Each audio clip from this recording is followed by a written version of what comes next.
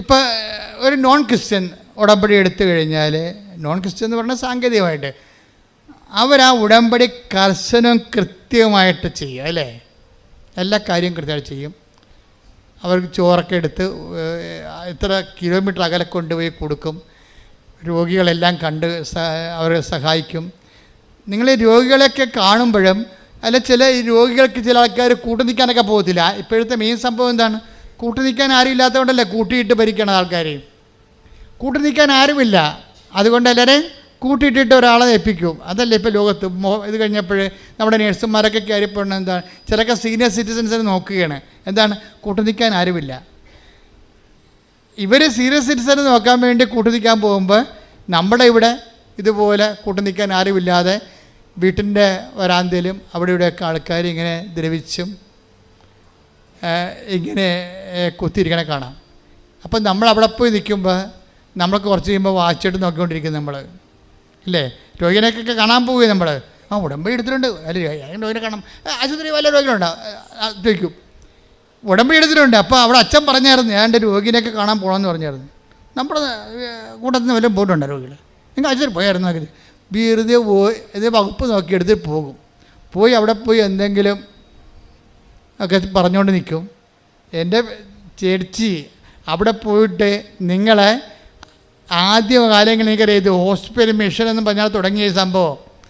എന്നിട്ട് ഇവിടുത്തെ പാർട്ടി പ്രവർത്തിക്കുന്ന അക്രൈസ്തവരായിട്ട് ചില സഹോദരങ്ങളെ ഈ പത്രം എടുത്തുകൊണ്ട് ഹരിപ്പാട് ആശുപത്രി പോയിട്ട് ആ വല്യപ്പനെ കണ്ടു കാണാൻ പാടില്ലായിരുന്നു രോഗിക്ക്. എന്ത് ചെയ്തെന്നറിയാമോ? ആ പത്രം മുഴുവൻ ആ ചേച്ചി അവിടെ ഇരുന്ന് വായിച്ച് കേൾപ്പിച്ചു കൊടുത്തവർക്ക്. ഇങ്ങനെയാണ് ഈ പ്രശ്നം തുടങ്ങുന്നത്.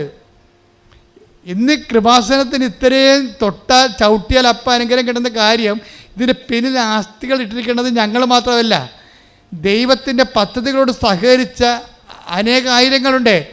അവരെല്ലാവരും കാത്തലിക്സോ ക്രിസ്ത്യൻസോ അല്ല, പകുതിയോളം നോൺ ക്രിസ്ത്യൻസാണ്. അവർ ചെയ്തിരിക്കുന്ന പ്രവർത്തനം എന്താ? ഹരിപ്പാട് ആശുപത്രി ചെന്ന് അപ്പാപ്പന് കണ്ണു കാണാൻ പാടില്ലെന്ന് പറഞ്ഞപ്പോൾ ആ 8 പേജ് പത്രവും അവിടെ ഇരുന്നിട്ട് വായിച്ച് കേൾപ്പിച്ച് കൊടുത്ത്, അപ്പാപ്പ ഇതുപോലെ അപ്പാപ്പനെ സുഖപ്പെടുത്തി, ഞാൻ പ്രാർത്ഥിച്ചോളാം, ഉറപ്പ് കൊടുത്ത് പോരുകയാണ്. അവരെ ക്രിസ്തുവിനെ കൈമാറി പോരുകയാണ്. അപ്പോഴാണ് അതാണ് ഈ യുവാക്കന്മാരൊക്കെ ദർശനങ്ങൾ കാണുമെന്ന് പറഞ്ഞ ആധ്യാത്മിക പക്വതയിലേക്ക് ഈ മനുഷ്യൻ കൈമാറ്റക്കാരിയായി മാറുകയാണ്. ദൈവം നോക്കണത് എന്താണ്? ക്രിസ്തുവിനെ കൈമാറ്റാൻ നിങ്ങളെ കൊള്ളാമോ എന്നാണ് കവരൻ്റെ കഴിയുമ്പോൾ നോക്കണത്. അല്ല നിങ്ങൾക്ക് PR കിട്ടാനുള്ള പഴുതുണ്ടാക്കി തരാമെന്നല്ല. അതെന്ന് വെച്ചാൽ നിസ്സാരമായ കാര്യമാണ്. കൃപാസനത്തിൻ്റെ സാക്ഷ്യങ്ങൾ 10,000ങ്ങളാണ് കിടക്കുന്നത്. ജപ്തി ആയാലും അതുപോലെ തന്നെ മാറാരോഗമായാലും 4th സ്റ്റേജ് ആയാലും എത്ര സാക്ഷ്യങ്ങൾ നിങ്ങൾക്ക് വേണം? ഇപ്പം ഇന്നലെ ഒരു സാക്ഷ്യം കിട്ടി, വയറിനകത്ത് മുഴ വന്ന് ക്യാൻസർ ആയിരിക്കണേ, അപ്പോൾ അത് ഓപ്പറേഷനാണ്. ഞാൻ പറഞ്ഞു മോളെ അത് ചുരുങ്ങിപ്പോകുമെന്ന് പറഞ്ഞ്. എന്നിട്ട് ഞാൻ തിരിഞ്ഞ് മാതാവിനോട് പറഞ്ഞു, ഓപ്പറേഷനുള്ള ബോഡിയൊന്നും അവിടെ ഇല്ല, അത് ചുരുക്കിപ്പോകുമെന്ന് ഞാൻ പറഞ്ഞിട്ടുണ്ടെന്ന് പറഞ്ഞ്. നിന്നോട് ചോദിക്കാതെയാണ് പറഞ്ഞത്, ഇപ്പം നിന്നോട് പറഞ്ഞിരിക്കണമെന്ന് പറഞ്ഞ് അവസാനം ചുരുങ്ങിപ്പോയി. അതെന്ന് പറയണത് ദൈവത്തിൻ്റെ സ്നേഹത്തിൽ വിശ്വസിച്ചുകൊണ്ട് ഉള്ളൊരു കമ്മ്യൂണിക്കേഷനാണത്. അവർ ചുരുക്കി വിടണം, അല്ലാതെ അവർക്ക് വേറെ അവിടെ നിൽക്കാൻ അവർ ബൈസ്റ്റാൻഡർ പോലും ഇല്ലാത്ത ആളാണ്. അവർക്ക് എന്തെങ്കിലും വന്നു പോയാൽ ഒരു കപ്പ് വെള്ളം കൊണ്ടുവന്ന് കൊടുക്കാൻ ആരും ഇല്ലാത്തവരാണ്. അപ്പം അത് മനസ്സിലായി കഴിയുമ്പോൾ പിന്നെ ദൈവം മാത്രമേ അവർക്കുള്ളൂ. ഞാനത്രേ അമ്മയെ പറഞ്ഞിട്ടുള്ളൂ, ദൈവം മാത്രമേ അവർക്കുള്ളെന്നേ പറഞ്ഞിട്ടുള്ളൂ, വേറെ ഒന്നും പറഞ്ഞിട്ടില്ല. അതുകൊണ്ടാണ് അത് ചുരുങ്ങിപ്പോകുമെന്ന് പറഞ്ഞേക്കണത്. ദൈവം മാത്രമേ ഉള്ളവർക്ക്. അപ്പോൾ ഇതെന്ന് പറയണത് ഒരു ദൈവത്തിനെ അനുസരിച്ചുകൊണ്ട്, ദൈവത്തിനെ സ്നേഹിച്ചുകൊണ്ട് മനുഷ്യൻ്റെ സങ്കടങ്ങളിൽ പങ്കെടുക്കണം. നിങ്ങൾ ആശുപത്രിയിൽ പോയി നിൽക്കുമ്പോൾ എന്താ ചെയ്യണം? നിങ്ങൾ ആശുപത്രിയിൽ പോയി സന്ദർശനമല്ല ഇത്, മറിച്ച് പങ്കെടുക്കലാണ്. ബൈബിൾ അങ്ങനെയാണ് പറയേണ്ടത്. കൊളോസ്യസ് 1:11 എടുത്തേ, സ്തുതിക്കട്ടെ. ഹല്ലേലൂയ ഹല്ലേലൂയ ഹല്ലേലൂയ ഹല്ലേലൂയ ഹല്ലേലൂയ ഹല്ലേലൂയ ഹല്ലേലൂയ ഹല്ലേലൂയ യേശുവേ നന്ദി. ഹല്ലേലൂയ ഹല്ലേലൂയ ഹല്ലേലൂയ ഹല്ലേലൂയ ഹല്ലേലൂയ ഹല്ലേലൂയ യേശുവേ സ്തുതി. ഹല്ലേലൂയ ഹല്ലേലൂയ ആരാധന ആരാധന യേശുവേ ആരാധന ആരാധന ആരാധന യേശുവേ ആരാധന. സ്തുതിക്കട്ടെ. ഹല്ലേലൂയ ഹല്ലേലൂയ ഹല്ലേലൂയ. എല്ലാവരും ചേർന്ന് ഉറക്കെ സ്തുതിക്കട്ടെ. ഹല്ലേലൂയ ഹല്ലേലൂയ ഹല്ലേലൂയ ഹല്ലേലൂയ ഹല്ലേലൂയ യേശുവേ നന്ദി നന്ദി ഹല്ലേലൂയ ഹല്ലേലൂയ ഹല്ലേലൂയ ഹല്ലേലൂയ യേശുവേ ആരാധന ആരാധന ഹല്ലേലൂയ ഹല്ലേലൂയ ഹല്ലേലൂയ ഹല്ലേലൂയ ഹല്ലേലൂയ യേശുവേ നന്ദി ഹല്ലേലൂയ. 1:11 കൊളോസ്യൻസ്. പ്രകാശത്തിൽ വിശുദ്ധരോടൊപ്പം പങ്കുചേരാനുള്ള അവകാശത്തിന് നമ്മെ യോഗ്യരാക്കിയ പിതാവിന് കൃതജ്ഞതയർപ്പിക്കുവിൻ. ഈ നിത്യമഹത്വത്തിന് കാരണമാക്കുന്ന കാര്യങ്ങൾ എന്താണെന്നറിയാവോ? ഭൂമിയിലുള്ള സഹിക്കുന്നവരുടെ സഹനങ്ങളോട് നമ്മളെടുക്കുന്ന പങ്കാളിത്തമാണ്. ഈ പങ്കാളിത്തത്തെക്കുറിച്ച് എന്താ പറയണത്? 1:11 പറഞ്ഞ് സന്തോഷത്തോടെ എല്ലാം സഹിക്കുന്നതിനും ക്ഷമിക്കുന്നതിനും അവിടുത്തെ മഹത്വത്തിന്റെ പ്രാഭവത്തിനനുസൃതമായി സർവശക്തിയിലും നിങ്ങൾ ബലം പ്രാപിക്കട്ടെ. അപ്പൊ സഹന ഇവിടെ ഒരു വിഷയം വെച്ചാൽ നിങ്ങൾക്ക് സഹനം ഉണ്ടെങ്കിൽ ഇപ്പം ഒരു ബൈസ്റ്റാൻഡർ, അതാണ് ഞാൻ പറഞ്ഞതിൻ്റെ കാരണം. ഒരു ബൈസ്റ്റാൻഡർ ഉടനെ അവർ കുറച്ച് കഴിയുമ്പോൾ ഒരു രോഗിയുടെ പോയി നിൽക്കണേ. അപ്പൻ്റെ കൂടെ നിന്നാലും അമ്മയുടെ കൂടെ നിന്നാലും ഈ അമ്മ മകളോട് പറയും, മകളെ കുഞ്ഞുങ്ങൾ വരാൻ സമയമായില്ല, നീ പോയിക്കോ എന്ന് പറയും. എന്താണെന്നറിയാം? എന്തുകൊണ്ട് അമ്മ ആശുപത്രി കിടക്കണം, അമ്മ എടുത്ത് മകൾ കാണാൻ വേണ്ടി പോയി നിൽക്കുകയാണ്. അപ്പം അമ്മ മകളോട് പറയണതാണ്, എന്താണ് പറയുന്നത്? മകളെ കുഞ്ഞുങ്ങൾ വരാൻ സമയമായില്ല, നീ പോണില്ലേ? എന്താ കാര്യം? അമ്മയ്ക്കറിയാം ഇവൾ വാച്ചിട്ട് നോക്കാൻ കുറഞ്ഞ നേരമായി, സമയമില്ലല്ലോ. അമ്മയ്ക്കറിയാവേ ഈ കളി കുറേ നേരമായി തുടങ്ങിയിട്ടേ, 2:30 തൊട്ട് തുടങ്ങിയാണ്. കഴിച്ചിട്ട് നോക്കും, നേരോട്ട് നോക്കും, വാച്ചിട്ട് നോക്കും, പുറകോട്ട് നോക്കും. എന്ന് വെച്ച് കഴിഞ്ഞാൽ ഞാൻ പോട്ടെ എന്ന് ചോദിക്കുമ്പോൾ അമ്മയ്ക്ക് ദുഃഖമാകുന്ന കാരണം അമ്മ അഡ്വാൻസ് പറഞ്ഞിരിക്കുകയാണ്, നീ പോയിക്കോ എന്ന് വെച്ചാൽ ഈ സഹനത്തിൽ നമുക്കൊരു ആളിൻ്റെ സഹനത്തിൽ പങ്കെടുക്കണമെങ്കിൽ സന്തോഷം ഉണ്ടാകണം. പച്ചിട്ട് നോക്കിയിട്ട് കാര്യമില്ല. നിങ്ങളുടെ സഹനങ്ങളൊക്കെ ദൈവം അംഗീകരിക്കണമെങ്കിൽ സന്തോഷം ഉണ്ടാകുന്ന നോക്കും. അതിൻ്റെ അകത്ത് മനസ്സിലായില്ല? അത് സീരിയസ് വിഷയമാണ്. നിങ്ങൾക്ക് സഹനങ്ങളൊന്നുമില്ലെന്ന് ഞാൻ പറയണില്ല. ഭർത്താവിൻ്റെ നിങ്ങൾ സഹകരിക്കുന്നുണ്ട്, മക്കളുടെ കൂടെ സഹനങ്ങളിൽ പങ്കെടുക്കുന്നുണ്ട്, നാട്ടുകാരുടെ സഹനങ്ങളിൽ പങ്കെടുക്കുന്നു, പക്ഷേ സന്തോഷമില്ല. അത് കാരണം ഈ സംഭവങ്ങളെല്ലാം ഒരു പൊട്ടയായിരിക്കണേ. കാര്യം ദൈവസ്നേഹം ഉണ്ടെങ്കിലേ സന്തോഷം ഉണ്ടാകത്തുള്ളൂ. എനിക്ക് നിങ്ങളെ അറിയാം, നിങ്ങൾക്ക് ദൈവസ്നേഹം ഇല്ലെന്ന് ഈശോ പറഞ്ഞില്ലേ? അത് ഈ ഇതുമായിട്ട് കണക്ട് ചെയ്ത് വെക്കേണ്ട വചനമാണ്. Take the bed of God. എനിക്ക് നിങ്ങളെ അറിയാം. ശ്രദ്ധിക്കട്ടെ. യോഹന്നാൻ 5:42 എനിക്ക് നിങ്ങളെ അറിയാം, നിങ്ങളിൽ ദൈവസ്നേഹമില്ല. അപ്പോൾ ഈ മനുഷ്യൻ കർത്താവ് നോക്കണ ഒറ്റ, നിങ്ങൾ കവനൻ്റ് എടുത്തില്ലേ, നിങ്ങൾ ക്രിസ്ത്യാനിയാണോ അല്ലേ, ഇതൊന്നും അല്ല പ്രശ്നം. ദൈവം നോക്കണത് എന്താണ്? നിങ്ങളിൽ ദൈവസ്നേഹമുണ്ടോ ഇല്ലേ, അവിടെ വിഷയം. സതീഷ് എന്താ വിചാരിക്കണത്? സതീഷിന് ദൈവസ്നേഹമുണ്ട്, അതുകൊണ്ട് ദൈവം കമ്മ്യൂണിക്കബിളാണ്. അവനോട് പരിശുദ്ധാത്മ പറഞ്ഞു, ഇനി നിനക്കൊരു കുറവുണ്ട്, നീ ക്രിസ്തുവിൻ്റെ പാർട്ടാകണമെന്ന് പറഞ്ഞു. അപ്പോൾ സതീഷ് പറഞ്ഞു, ഞാനെങ്ങനെ ക്രിസ്തുവിൻ്റെ പാർട്ടാകണത്? അവന് പെട്ടെന്ന് പിടികിട്ടി. എന്താ കാര്യം? കുർബാനക്കൊക്കെ പോകാൻ തുടങ്ങിയ ആൾ, കുർബാനക്കൊക്കെ പോകേണ്ട ആൾ, പക്ഷെ കുർബാനക്ക് ചെല്ലുമ്പോഴും കുർബാന സ്വീകരിക്കാൻ പറ്റണില്ല. അപ്പോൾ അദ്ദേഹത്തിന് തോന്നി, ഞാനായാലും പാർട്ടായിട്ട് കാര്യം. ഈ മനുഷ്യൻ അവസാനിപ്പിക്കണത്, ഇന്ന് എൻ്റെ പേര് ജോസഫാണെന്നും പറഞ്ഞാൽ അവസാനിപ്പിക്കണത്. അതെന്താ കാര്യത്തിന്? അതിൻ്റെ റിസ്ക് പുള്ളി എടുത്തു.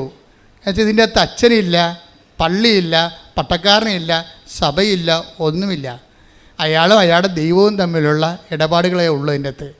പക്ഷേ എന്താ പ്രശ്നം വെച്ച് കഴിഞ്ഞാൽ, ഈ ആളുടെ ഉടമ്പടിയിൽ ഈ ആൾക്ക് നല്ല ദൈവസ്നേഹമുണ്ട്. കാര്യം ദൈവസ്നേഹം ഉണ്ടാകാൻ കാരണം ഇത്രയും നാൾ അനുഭവിക്കാത്ത ഒരു സൗഖ്യമാണ് അനുഭവിച്ചത്. പിന്നീട് അയാൾക്ക് കിട്ടിയ പരിശുദ്ധാത്മാവ്, ആ പരിശുദ്ധാത്മാവിടെ കൂടിയ ദർശനങ്ങൾ, സ്വപ്നങ്ങൾ, അയാളുടെ ദൈവമേഖലയിൽ ആയിപ്പെട്ടപ്പോഴപ്പോൾ അദ്ദേഹത്തിന് ദൈവത്തെക്കുറിച്ച് കൃത്യമായ ഒരാശയം കിട്ടി. ഉടമ്പടി റേഞ്ചുകൾ ഭയങ്കരമാണ്. പക്ഷേ ഞങ്ങളെ സംബന്ധിച്ചിടത്തോളം നിങ്ങളുടെ ഭൗതികമായ കണ്ണുനീര് ഒപ്പിയെടുക്കുക ആണ് ഞങ്ങളുടെ പ്രഥമ ലക്ഷ്യം എന്ന് പറയുന്നത്.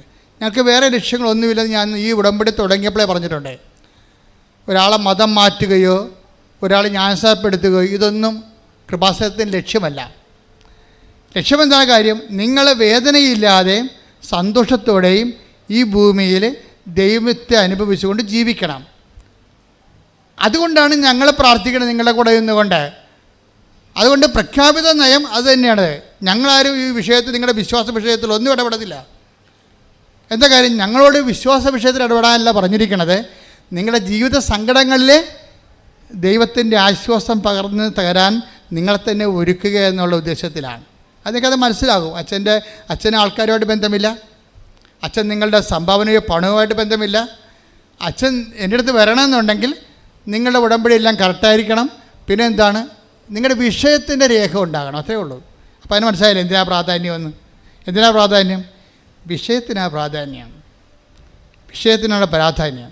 കാര്യം നിങ്ങൾ അനുഭവിക്കുന്ന വിഷയങ്ങൾ, നിങ്ങൾ ആരായാലും, ഇവിടെ ഇപ്പോൾ ഒരു ക്രിസ്ത്യാനി അല്ലെങ്കിൽ കത്തോലിക്കൻ അല്ലെങ്കിൽ ഒരു ക്രിസ്ത്യാനി അല്ലാത്ത വ്യക്തി അങ്ങനെയല്ല കാണുന്നത്. നമ്മൾ ആൾക്കാരെ കാണുന്നത് സങ്കടമുണ്ടോ, സങ്കടമില്ലേ, അത്രയേ ഉള്ളൂ. രോഗമുണ്ടോ, രോഗമില്ലേ, ആ വിഷയത്തെ കാണുന്നത്. പക്ഷെ ആ വിഷയത്തിന് ഞങ്ങളെന്താ ചെയ്യണത്? ഞങ്ങൾ അനുഭവിച്ച ദൈവാനുഭവത്തെ നിങ്ങൾക്ക് പകർന്നു തരും. കാരണം ഞങ്ങൾക്ക് വേറെ അനുഭവങ്ങളൊന്നുമില്ല. ഞങ്ങളുടെ വിശ്വാസത്തിൽ ഞാൻ അനുഭവിച്ച ദൈവാനുഭവത്തെ നിങ്ങൾക്ക് പകർന്നു തരും. അപ്പോഴെന്ത് സംഭവിക്കണമെന്ന് വെച്ച് കഴിഞ്ഞാൽ, നിങ്ങൾക്കുണ്ടാകുന്ന സഹനങ്ങൾക്ക് എന്തു ചെയ്യണം? നിങ്ങൾക്ക് സന്തോഷമുണ്ടെങ്കിൽ മാത്രമേ നിങ്ങൾ ജെനുവിനാണോ ഇല്ലയെന്ന് പറയാൻ പറ്റത്തുള്ളൂ. പറഞ്ഞ മനസ്സിലായ? നിങ്ങൾ സഹിക്കുന്ന സഹനങ്ങൾക്ക് ആ സഹനത്തിൻ്റെ സമയത്ത് കൊളോസ്യസ് 1:11 അനുസരിച്ച് കൊണ്ട് നിങ്ങൾക്ക് സന്തോഷമുണ്ടാകണം. അപ്പോൾ എന്ത് ജോലി, പ്രേക്ഷിത ജോലി ആയാലും അതുപോലെ തന്നെ കാരുണ്യപ്രവൃത്തി ആയാലും നിങ്ങൾ ചെയ്യുമ്പോൾ അതിൽ നിങ്ങൾക്ക് ഈസി ആയിട്ട് വന്നെങ്കിൽ അപ്പോൾ അതിൻ്റേതായിട്ടുള്ള ആനുപാതികമായിട്ടുള്ള കുറവുണ്ടാകും. കാര്യം കർത്താവ് 30 മേനിയെന്ന് പറഞ്ഞിട്ടില്ലേ, പിന്നെ 60 മേനിയെന്ന് പറഞ്ഞിട്ടില്ലേ, പിന്നെ 100 മേനി. ഇപ്പോൾ ഞാൻ പറയും, യേശുവെ എല്ലാം കൂടി 100 മേനിയെന്നൊക്കെ പറഞ്ഞാൽ പോരെ, പിന്നെ എന്തിനാണ് 30 പറയണത്? അപ്പം ചില ആൾക്കാരുടെ നിങ്ങൾക്ക് ലഭിക്കുന്ന ആത്മീയ അനുഭവത്തിൻ്റെ അനുപാതമനുസരിച്ചും നിങ്ങളുടെ ഉടമ്പടിയിലുള്ള നിക്ഷേപം അനുസരിച്ച് കൊണ്ടും വിശ്വാസത്തിലുള്ള നിക്ഷേപം അനുസരിച്ച് കൊണ്ടുമാണ് ഈ മേനി വ്യത്യാസപ്പെടുന്നത്.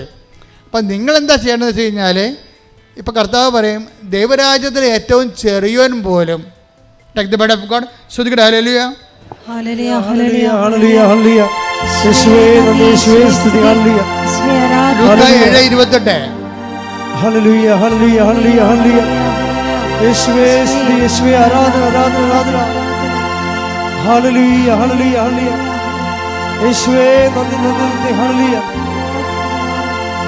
ആരാധന ആരാധന യേശുവേ ആരാധന ആരാധന ആരാധന യേശുവേ ആരാധന. മത്തായി 11:11 സത്യമായി ഞാൻ നിങ്ങളോട് പറയുന്നു, സ്ത്രീകളിൽ നിന്ന് ജനിച്ചവരിൽ സ്നാപയോഹന്നേക്കാൾ വലിയവനില്ല. എങ്കിലും സ്വർഗരാജ്യത്തിലെ ഏറ്റവും ചെറിയവൻ അവനേക്കാൾ വലിയവനാണ്. 5:19 മത്തായി. ശ്രുതിക്കട്ടെ, ഹല്ലേലൂയ ഹല്ലേലൂയ ഹല്ലേലൂയ ഹല്ലേലൂയ ഹല്ലേലൂയ യേശുവേ. മത്തായി 5:19 ഈ പ്രമാണങ്ങളിൽ ഏറ്റവും നിസ്സാരമായ ഒന്ന് ലംഘിക്കുവാൻ മറ്റുള്ളവരെ പഠിപ്പിക്കുകയോ ചെയ്യുന്നവൻ സ്വർഗരാജ്യത്തിൽ ചെറിയവനെന്ന് വിളിക്കപ്പെടും. എന്നാൽ ഇപ്പൊ രണ്ട് എൻ്റെ മനസ്സിലായില്ലേ? ആദ്യം വായിച്ച ഏതായിരുന്നു? മത്തായി 10:11 അത് സ്വർഗരാജ്യത്തിൽ ഏറ്റവും ചെറിയവൻ. മത്തായി 5:19 വായിച്ചത് എന്താണ്? സ്വർഗരാജ്യത്തിൽ ഏറ്റവും വലിയവൻ. അപ്പം ദൈവരാജ്യത്തിൽ തന്നെ വലുതും ചെറുതുമുണ്ട്. ഇത് എന്തിനാനുപാതികമായിരിക്കും? നമ്മൾ ആർജിക്കുന്ന കൃപയ്ക്ക് ആനുപാതികമായിരിക്കും. അനുഗ്രഹത്തിനല്ല. ഈ ഭൂമി വെച്ച് അനുഗ്രഹം, ദൈവത്തെ വിശ്വസിക്കാത്തവർക്ക് അനുഗ്രഹം കിട്ടും. അത് ഫിസിക്കൽ ബ്ലെസ്സിങ്സ് എന്ന് പറയും, ഭൗതിക ആനുകൂല്യങ്ങൾ. അത് നിരീശ്വരവാദികളും കിട്ടും. വിശ്വാസം ഇപ്പം തന്നെ ആ ഇംഗ്ലണ്ടിൽ ഇപ്പോൾ പാസ്സായി വന്നിരിക്കുന്ന പ്രധാനമന്ത്രി നിരീശ്വരവാദിയാണ്, ഇല്ലേ? അപ്പം നിരീശ്വരവാദിയാണെങ്കിലും ഭൗതിക ആനുകൂല്യങ്ങളെ കിട്ടും. നമ്മൾ പറയുന്നത് ദൈവത്തെ അനുഭവിച്ച ആൾക്കാരുടെ ഏറ്റക്കുറച്ചിലാണ്. എന്താ അത് നിത്യതയുമായിട്ട് ബന്ധപ്പെട്ടാണ്. ഈ ഭൂമിയിൽ എന്ത് കിട്ടണമെന്നും പ്രശ്നങ്ങളൊന്നുമില്ല കേട്ടോ, നിലവിലില്ല. ദൈവം ഈ ഉടമ്പടി ചെയ്യണത് എന്താണ്? ദൈവരാജ്യത്തിൽ വലിയവനുമുണ്ട് ചെറിയവനുമുണ്ട്. ഇതെങ്ങനെയാണ് ഉണ്ടാകണത്? അവൻ ആർജിക്കുന്ന, അതാണ് കൊളോസ്യസ് 1:11 എന്താ വായിച്ചത് നമ്മൾ? സന്തോഷത്തോടെ എല്ലാം സഹിക്കുന്നതിനും, പറഞ്ഞേ, സന്തോഷത്തോടെ എല്ലാം സഹിക്കുന്നതിനും ക്ഷമിക്കുന്നതിനും അവിടുത്തെ മഹത്വത്തിന്റെ പ്രാഭവത്തിനനുസൃതമായി സർവശക്തിയിലും നിങ്ങൾ ബലം പ്രാപിക്കട്ടെ. അപ്പൊ ഒന്നുകൂടി വായിച്ചത്, സന്തോഷത്തോടെ എല്ലാം സഹിക്കുന്നതിനും ക്ഷമിക്കുന്നതിനും അവിടുത്തെ മഹത്വത്തിന്റെ പ്രാഭവത്തിനനുസൃതമായി സർവശക്തിയിലും നിങ്ങൾ ബലം പ്രാപിക്കട്ടെ. ദൈവത്തിൻ്റെ മഹത്വത്തിൻ്റെ പ്രാഭവത്തിൻ്റെ ആനുപാതികമായി സർവശക്തിയിലും ബലം പ്രാപിക്കുന്നതിനാണ് നമ്മളെ കൃപയുടെ അഭിഷേകം എന്ന് പറയണത്. ദൈവം കവനൻ്റിലൂടെ ഉദ്ദേശിക്കുന്നത് ഈ ശക്തി ധരിക്കുക എന്നുള്ളതാണ്. പറഞ്ഞ മനസ്സിലായില്ലേ? ബലം പ്രാപിക്കുക. മനുഷ്യൻ ബലം പ്രാപിക്കുന്നത് ഒക്കെ നല്ല പ്രോട്ടീൻ കഴിച്ച് ജിംനേഷ്യത്തിൽ പോകുമ്പോഴാണ്. പക്ഷേ കൃപയുടെ ഉദ്ദേശം ആത്മാവിൻ്റെ ബലം പ്രാപിക്കലാണ് ഉദ്ദേശിക്കുന്നത്. ഇപ്പം നിങ്ങൾ മക്കളില്ലാത്തവർക്ക് മക്കളുണ്ടാകും. 23 വർഷമായിട്ട് മക്കളില്ലാത്ത ആൾക്കാർക്ക് എങ്ങനെ ഉടമ്പടി എടുക്കുമ്പോൾ ഉടനെ ആ മാസം തന്നെ മക്കളുണ്ടാകണത്? അപ്പോൾ മാതാവ് കൊടുക്കണത്. അപ്പോൾ ഭൗതിക ആനുകൂല്യത്തിൽ ഈ ആൾക്കാരെ ഒരു പഞ്ഞവും ഇല്ല. പക്ഷെ ദൈവം ഉന്നം വെക്കുന്നത് അതല്ല. ഈ ഒരു സങ്കീർണമായ ഭൗതിക സാഹചര്യത്തിന് സമ്മർദ്ദം നൽകിയിരിക്കുന്നത് അതിലൂടെ നിങ്ങളുടെ ആത്മാവിനെ ബലപ്പെടുത്താനുള്ള സാധ്യതകൾ അന്വേഷിക്കുകയാണ് ഉടമ്പടി. പിടിയോ? അതെന്താ ചെയ്യണം? അതിന് സഹനത്തിന് ഒരു വ്യക്തിക്ക് എപ്പോഴാണ് സന്തോഷം ഉണ്ടാകുന്നത്? Take the word of God again. വായിച്ചേ. സന്തോഷത്തോടെ എല്ലാം സഹിക്കുന്നതിനും സന്തോഷത്തോടെ എല്ലാം സഹിക്കുന്നതിനും ക്ഷമിക്കുന്നതിനും അവിടുത്തെ മഹത്വത്തിന്റെ പ്രാഭവത്തിനനുസൃതമായി സർവശക്തിയിലും നിങ്ങൾ ബലം പ്രാപിക്കട്ടെ. അപ്പൊ നിങ്ങൾ ബലം പ്രാപിക്കുന്നത്, ഈ വാക്കും ദൈവരാജ്യം ബലവശമാക്കിയിരിക്കുന്ന വാക്കും സെയിമാണ്. Take the word of God. ദൈവരാജ്യം ബലവശമാക്കിയിരിക്കുന്നു. ശ്രദ്ധിക്കട്ടെ. ഹല്ലേലൂയ, ഹല്ലേലൂയ, ഹല്ലേലൂയ, ഹല്ലേലൂയ, ഹല്ലേലൂയ. യേശുവേ നന്ദി. ഹല്ലേലൂയ, ഹല്ലേലൂയ, ഹല്ലേലൂയ, ഹല്ലേലൂയ, ഹല്ലേലൂയ, ഹല്ലേലൂയ. മത്തായി 11:12. സ്നാപക യോഹന്നാന്റെ നാളുകൾ മുതൽ, സ്നാപകയോഹന്നാന്റെ കാലം മുതൽ ഇന്നുവരെ സ്വർഗരാജ്യം ബലപ്രയോഗത്തിന് വിഷയമായിരിക്കുന്നു. ബലവാന്മാർ അത് പിടിച്ചടക്കുന്നു. അപ്പൊ ദൈവരാജ്യം ബലവാന്മാരാണ് പിടിച്ചടക്കണത്. ഈ ബലമെന്ന് പറയണത് എന്താണെന്നാണ് ഈ പറയണത്. എന്താണ് ബലം? കൃപയാണ് ബലം.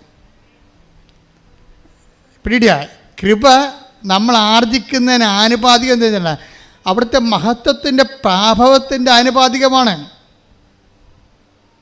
അല്ലാതെ നമുക്ക് വേറെ തോതില്ല, കൃപയ്ക്ക് തോതില്ല. കൃപയ്ക്ക് കൊളോസ്യസ് 1:11 ഒരേ തോതേ വെച്ചിട്ടുള്ളൂ. എന്താണ്? അവിടുത്തെ മഹത്വത്തിൻ്റെ പ്രാഭവത്തിൻ്റെ ആനുപാതികം. അത് 100 മേനിയാണ്. ഇതാണ് കർത്താവ് പറയണത്. നീതിമാന്മാർ എൻ്റെ പിതാവിൻ്റെ രാജ്യത്തിൽ സൂര്യനെപ്പോലെ ശോഭിക്കും. മത്തായി 13:43. അപ്പോൾ നീതിമാന്മാർ തങ്ങളുടെ പിതാവിന്റെ രാജ്യത്തിൽ സൂര്യനെ പോലെ പ്രശോഭിക്കും എന്ന് പറഞ്ഞ അപ്പോൾ നീതിമാന്മാർ തന്റെ പിതാവിന്റെ രാജ്യത്തിൽ നീതിനെ സൂര്യനെ പോലെ പ്രശോഭിക്കും. ഈ മത്തായി 13:43 ആണ് 1 കൊളോസ്യൻസ് 1:11. എന്താണ്? അവിടുത്തെ മഹത്വത്തിൻ്റെ പ്രാഭവം എന്ന് പറയണത്. അത് സൂര്യനാണ്, അതിന് ആനുപാതികമായിട്ടാണ്. അതുകൊണ്ടാണ് ഈശോ സൂര്യനെക്കുറിച്ച് മാത്രമേ പറയത്തുള്ളൂ. പത്രോസ് പറയും അത് 100 മേനിയാണ്. പക്ഷേ ഈശോയ്ക്ക് ഒരു പ്രൊവിഷൻ ഇട്ടിട്ടുണ്ട്. എന്താണ്? ദൈവരാജ്യം നല്ല നിലത്ത് വീണത് 100 മേനിയും, ചിലത് 60 മേനിയും, ചിലത് 30 മേനിയും. അപ്പോൾ മറ്റുള്ളവർ 30 മേനിക്കാർക്കും ചാൻസ് ഉണ്ട്. പക്ഷേ അതിന് ഈശോ എന്താ പറഞ്ഞിരിക്കണമെന്ന് വെച്ച് കഴിഞ്ഞാൽ, അത് പൗലോസാണ് പറഞ്ഞിരിക്കണത്. 1 കൊരിന്ത്യർ 15:41 എന്താ പറയണത്? പുനരുദ്ധാനത്തിലെ ആത്മാക്കൾ ഇങ്ങനെ ഇരിക്കും. ചിലത് നക്ഷത്രങ്ങളെപ്പോലെ ഇരിക്കും, ചിലത് ചന്ദ്രനെപ്പോലെ ഇരിക്കും. അതാണ് 60 മേനി. നക്ഷത്രം 30 മേനി. പിന്നെ എന്താണ്? ചിലത് സൂര്യനെ പോലെ ഇരിക്കട്ടെ. ഇതെവിടെ?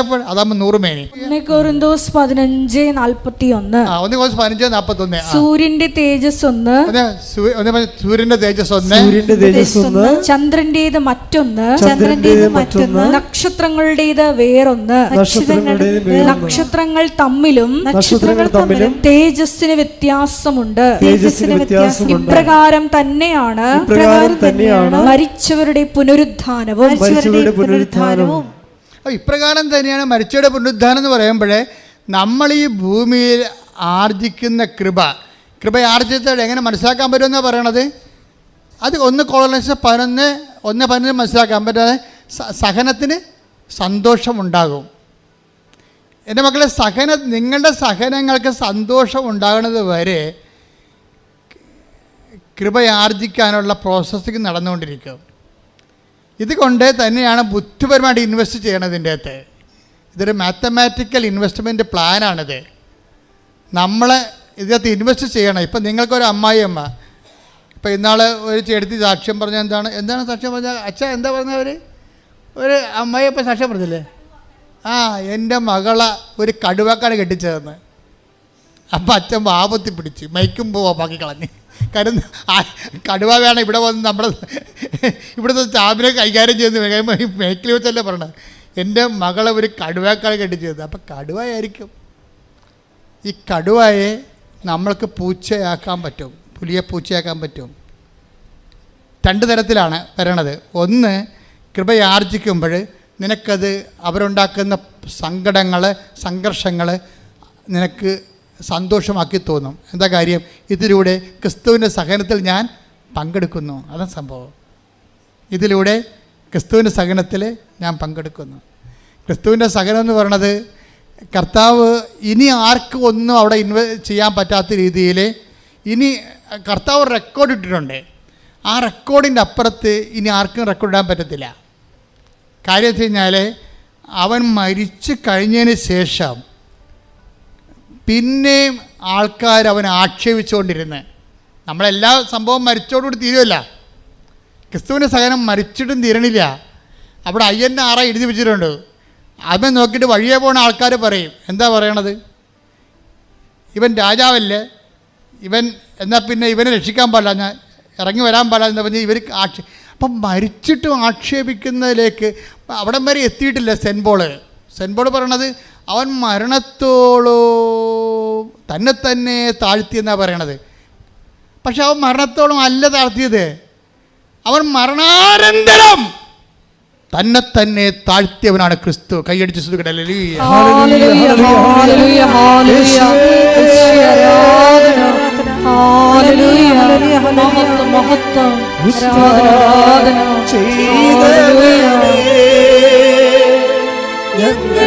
ആരാധിക്കുന്നു മരണത്തെ ജയിച്ചവനെ, ഞങ്ങൾ ആരാധിക്കുന്നു.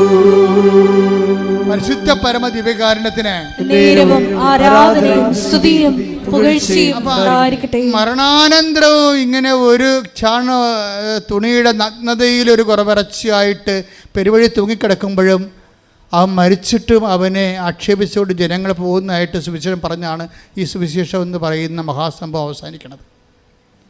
അപ്പോൾ അവൻ മരണാനന്തരവും തന്നെ താഴ്ത്തിക്കൊണ്ട് നമ്മൾക്ക് സഹനത്തിൻ്റെയും സന്തോഷത്തിൻ്റെയും അവസാനം മാതൃകയായിട്ട് അവൻ കാലത്തിൽ ഇങ്ങനെ ജ്വലിച്ച് നിൽക്കുകയാണ്. ഇവൻ്റെ അരൂപി നമ്മൾ സ്വീകരിക്കാനാണ് സതീഷിനോട് പരിശുദ്ധാത്മാ പറയണത്, ടേക്ക് ഹിസ് പാർട്ട്. എന്ത് മനോഹരമാണത് കേൾക്കാൻ ആ സാക്ഷ്യം. ഇവൻ്റെ അരൂപി, ഇവനാണ് ലോകത്തെ ജയിച്ചവൻ. അവനിൽ നിനക്കൊരു പങ്കാളിത്തം വേണമെന്ന് പറയും. ദൈവം സ്നേഹിക്കുന്നവർക്ക് ദൈവം ആദ്യം കൊടുക്കുന്നത് ക്രിസ്തുവിലുള്ള പങ്കാളിത്തമാണ്. കൈയടിച്ചു ഹല്ലേലൂയ, ഹല്ലേലൂയ, ഹല്ലേലൂയ. മഹത്വം, ആരാധന, ആരാധന. ഹല്ലേലൂയ. എല്ലാ നാമം പാടി യേശുവാണ് കർത്താവെന്ന്, എല്ലാ മുട്ടും നടന്ന് എല്ലാ നാമം പാടി യേശുവാണ് കർത്താവെന്ന്. കൊല്ലപ്പെട്ടാലും ബൈബിൾ അവസാനിക്ക് പറയും അവൻ കൊല്ലപ്പെട്ടിട്ട് നിന്നുവെന്ന് പറയും. എന്താ പറഞ്ഞിരിക്കുന്നത്? കാരണം വെച്ച് കഴിഞ്ഞാൽ ഈ സഹനം അവനെ കത്തിച്ച് കളയണില്ല. കർത്താവ് പറയും മരണം, ഈ രോഗം മരണ കാരണമല്ല എന്ന് പറഞ്ഞ പോലെ ഈ സഹനം നമ്മുടെ നാശത്തിൻ്റെ കാരണമല്ല, മറിച്ച് രക്ഷയ്ക്ക് വേണ്ടി ദൈവത്തിൻ്റെ പരിപാലനയുടെ ഭാഗമാകുമ്പോഴാണ് സഹനം സന്തോഷമായിട്ട് മാറുന്നത്.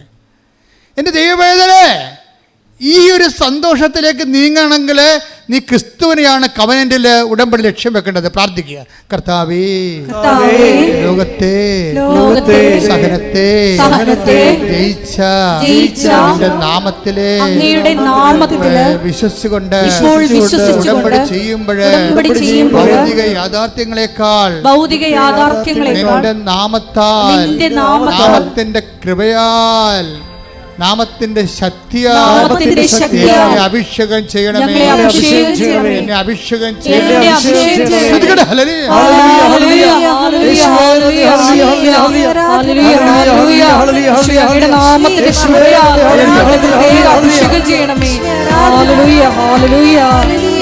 വേണ്ടി ജീവിക്കുവാൻ ഞങ്ങളെ അഭിഷേകം ചെയ്യണമേ. ഹല്ലേലൂയ. നിൽക്കും കുഞ്ഞാടേ നിന്നെ വാഴ്ത്തുന്നു, നിന്നെ വാഴ്ത്തുന്നു, കൊല്ലപ്പെട്ടിട്ടും നിൽക്കും കുഞ്ഞാടേ നിന്നെ വാഴ്ത്തുന്നു, ഞങ്ങൾ നിന്നെ വാഴ്ത്തുന്നു. ശ്രമേതി പാടാം.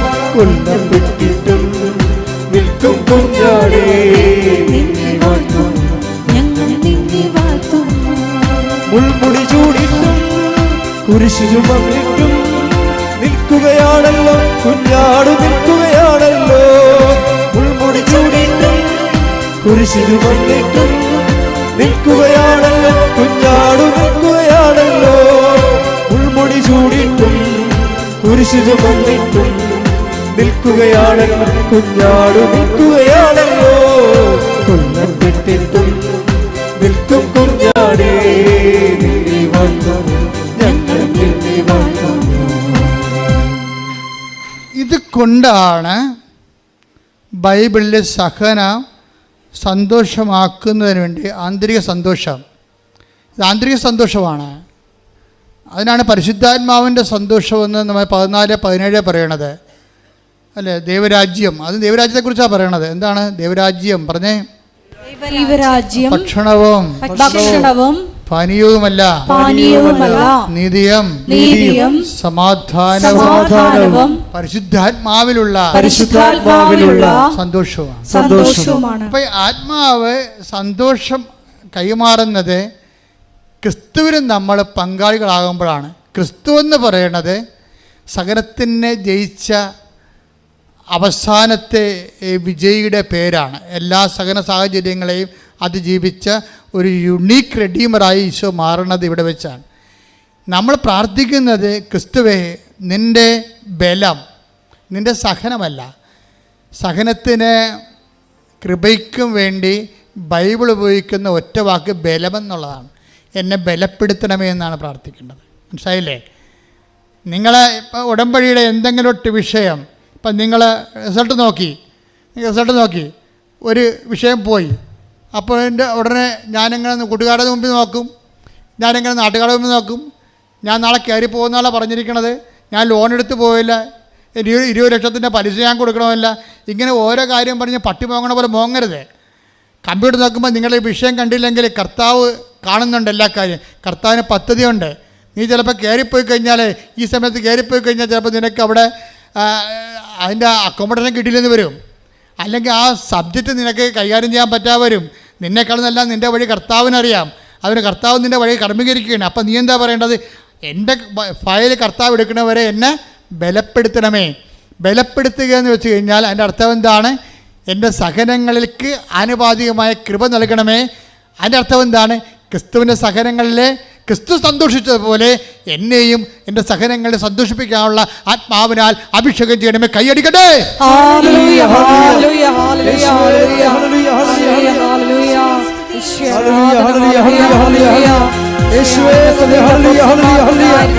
സഹനത്തിലുണ്ടായിരുന്ന സന്തോഷം നൽകി ഞങ്ങളുടെ സമൂഹത്തെ അഭിഷേകം ചെയ്യണമേ.